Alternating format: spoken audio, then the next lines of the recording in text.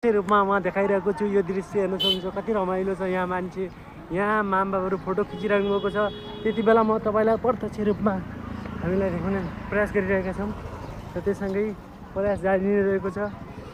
कति रमाइलो रमणीय ठाउँको एउटा अनुभव लिन सक्नुहुन्छ। यो सुर्खेत जिल्लामा रहेको छ। यहाँ घुम्न एकचोटि अवश्य आउनुहोला। महोत्सवको दोस्रो संस्करण 82 सालमा भन न यहाँभन्दा पनि हेर्नु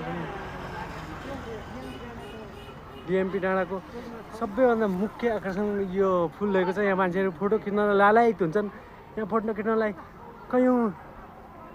कयौँ मानिसहरू उपस्थित हुने गरेको छन् र यो दृश्य हेर्न सक्नुहुन्छ कति रमाइलो छ यहाँ।